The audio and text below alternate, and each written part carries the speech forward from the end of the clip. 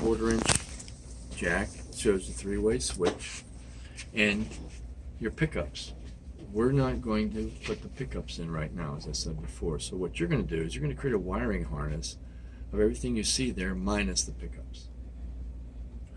And if you use the box, and you can either use this bean or just look at your guitar and pop, pop, pop. There's the switch, there's the volume, there's the tone. There's the switch, there's the volume, there's the tone. And the 1/4 inch jack is over here. And if you went to the guitar and you took the wire from here up to where it was going and you looked inside, it's pretty close. What you don't want to do is make anything tight. I mean, we don't have to open it up. It looks like a spaghetti factory, but it doesn't have to be so daggone tight. We can't even move things around and get things in there. Okay, so this is a pretty good spacing.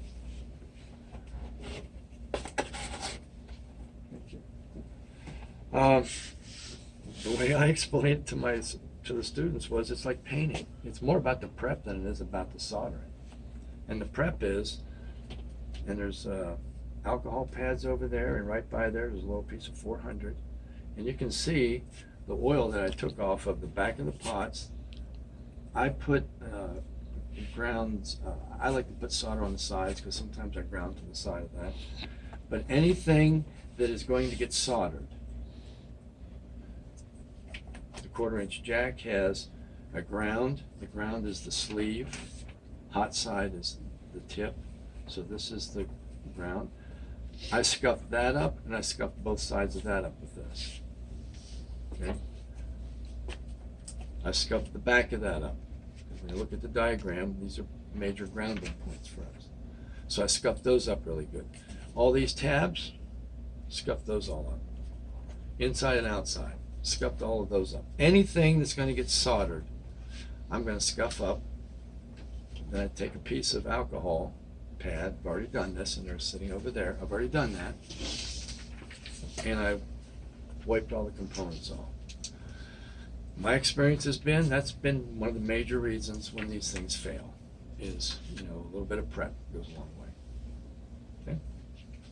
So, a good way to cut your teeth, if this is new to you, you're in a safe place. If you're an expert, I hope I'm in a safe place, right? I think a good place to cut your teeth is, put these solder grounding areas on the back of these pots. Your iron, before you turn these on, it's a good idea to make sure that tip is tight. Because I've already been trying to use, and it's not working, and here the tip's not tight, it's too hot to work. So make sure that tip is tight. And the tip of your soldering iron,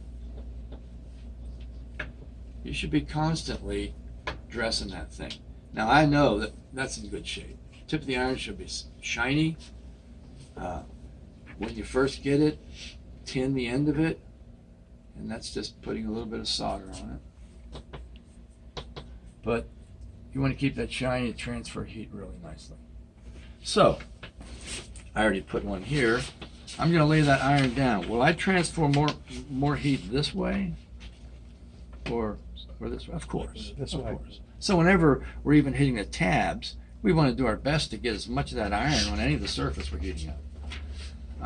You'll see the surface start to heat up. The metal starts to change color. You start feeding that solder in there, back and forth. Now these are really thin. Really thin.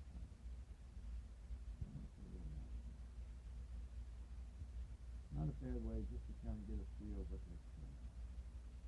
A good solder joint would be shiny. When that's a cold solder joint, usually dull and pocky and has little bubbles of solder in it. So what I'm going to do now is I'm going to do this to every one of the tabs that's going to get soldered. So if we pin every surface,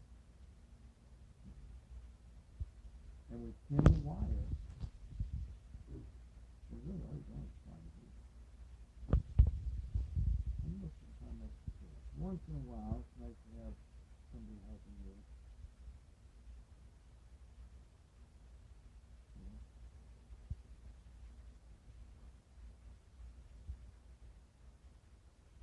I'm not going to do all of these. I'm going to do a couple connections. If you had a chance to look at the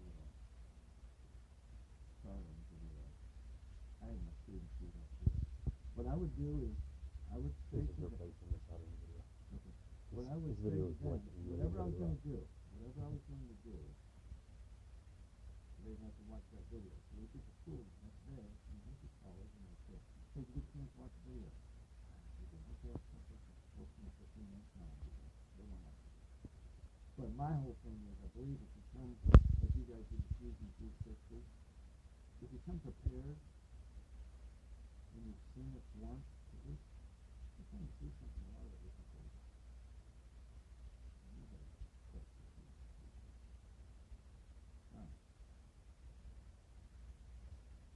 You get the gist, right? I'm not going to do any more of these.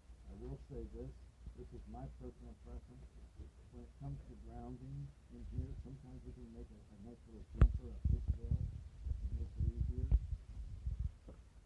I sometimes will put solder on the side of these because sometimes I want to ground the pickup when I install it, and all of these are in the guitar, and I just think it's easier to get stuff. Whatever door we're in. It's either the ground or the skin is very bad.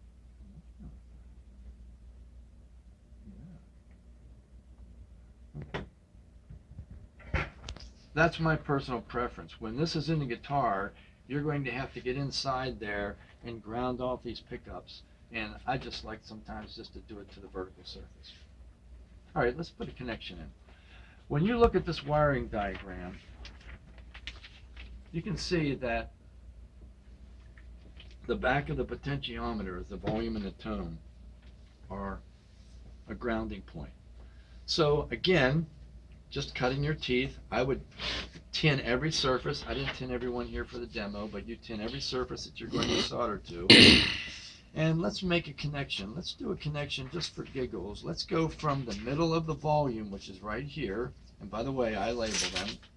Let's go from the middle of the volume. I'm right here. And it's going over to the hot side of the jack. And again, it's a great diagram. It shows you this is the ground. That's the sleeve. If you look at that, it goes right down through the ground to the sleeve. This is the hot side. So we're going to solder that, so I better tin that because I didn't do that earlier. So let me tin this.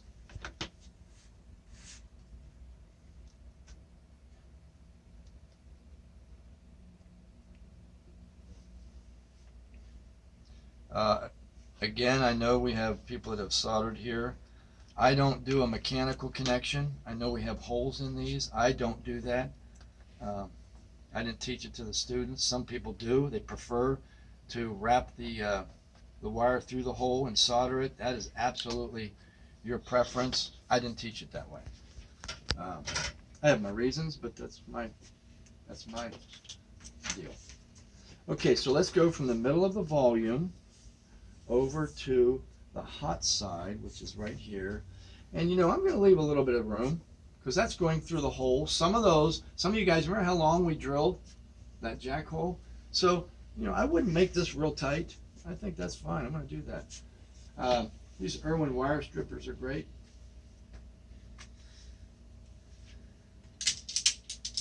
And you adjust it with this. You can move that back and forth. Just $12 you can buy. These are my little shop at home.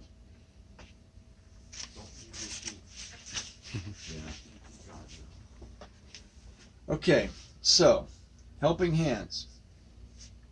This is the third hand, kind of, right? I use it maybe to tin the wires. And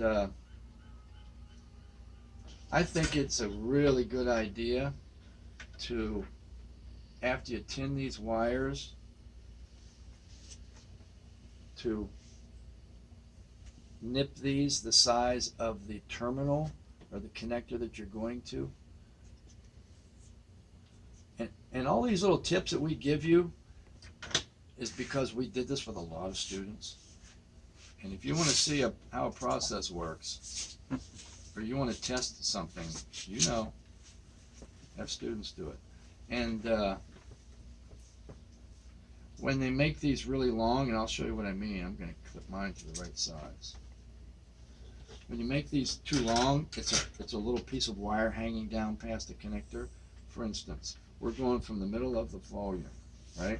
So here's what I'm saying. See how long that is? That's longer than that terminal. I could put that like that. Now I've got this long piece hanging down, and you could say, "Oh, Mike, you're being..." No. I've had to fix too many weird little problems. So why not teach it so that you don't have all these weird little wires hanging down? They'll make this thing 1/2 inch long. So I want it that size, so I'm going to make it that size. Over on the table, there are a bunch of these and a bunch of those.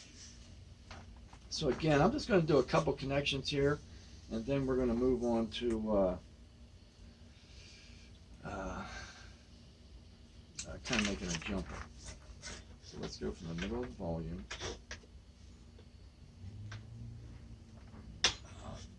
I think you really ought to do your best to make a good space. And let's just turn this whole area into soldering. We'll just move all the laptops. Again, I usually come in from the inside, heat up this side. As soon as I see that solder running, I pull my iron off.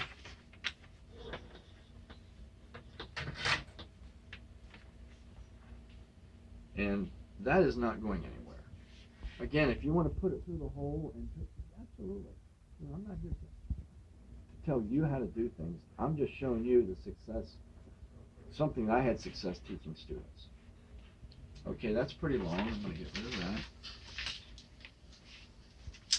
that.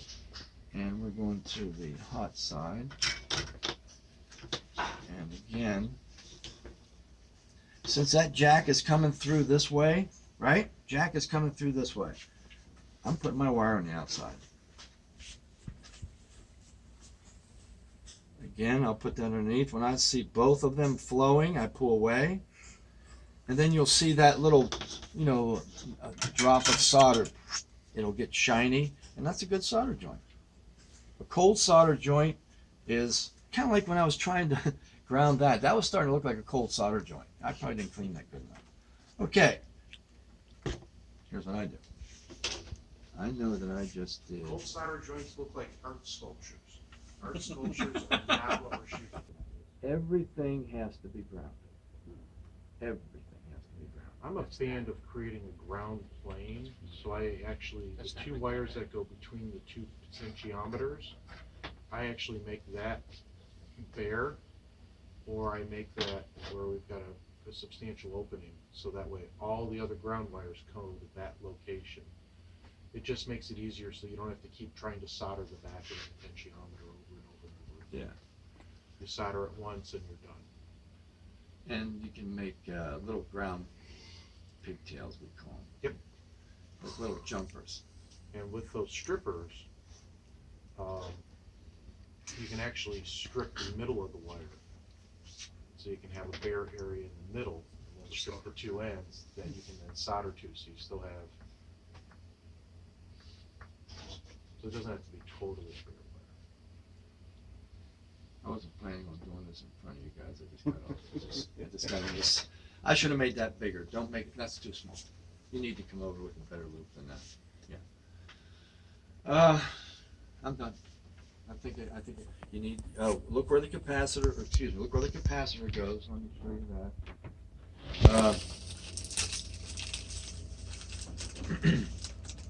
The capacitor goes on the tone, and it's like a filter. Yeah, it's a Frequency clip filter. So here's what I would suggest. Yeah, it's a high pass. You can nip those if you want, but this is going to lay like this. It's going to get soldered onto the middle tab and then soldered onto the bottom, to the top of the can, right? And I know that's to have something overlap like that. I'm telling you, you're the one who has to make this thing work at the end of the semester. That's why anything that we do, those are the tips we have to give you. This is what your students are gonna do. All right, you guys good?